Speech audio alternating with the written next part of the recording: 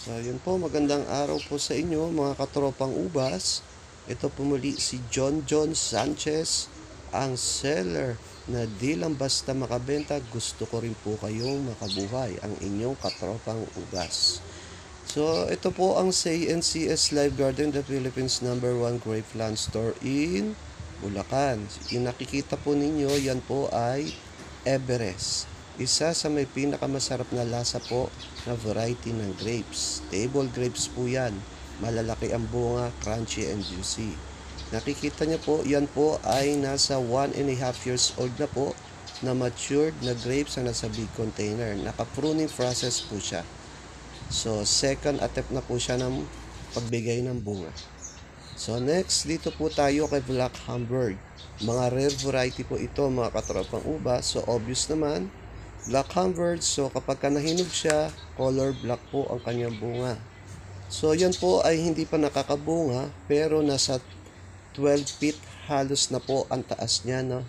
So, mga 3 months na lang po, pwede na yan pabungahin pag nag-matured na yung kanyang mga fruiting cane and cordons. Si Black Hamburg and big container, mga katropang ubas. So, next, ito po si Busco Glory. Ang origin po nito ay sa Belgium, no?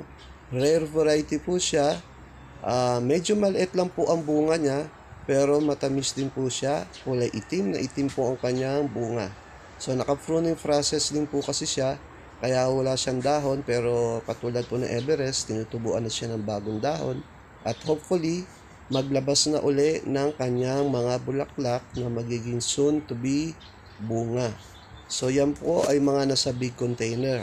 Pwede nyo po yan pick upin o sumadya dito sa aking location.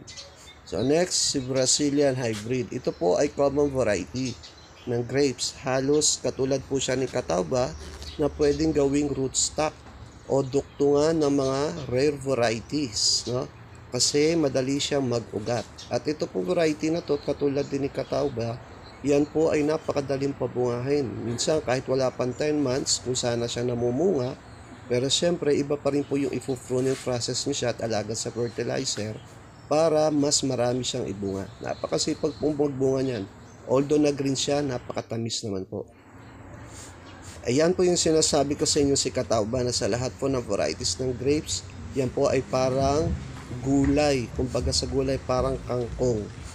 Kasi napakadali yung patubuin. Meron ako dito yan, 7 months lang po sana siya namunga. Halos nasa 14 feet na po yan kasi 10 feet yung aking trellis.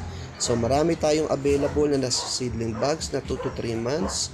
Meron din po tayong mga nasa big container.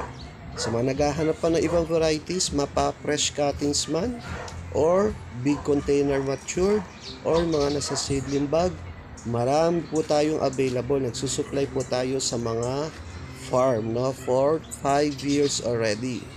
So, nag-guide din po tayo dun sa mga newbie. At kung malapit naman po inyong location, basta sa akin ng inyong mga tanim, pwede ko pong puntahan. So, yun lang po. Maraming salamat. Andiyan po ang aking telephone number for your orders. Thank you.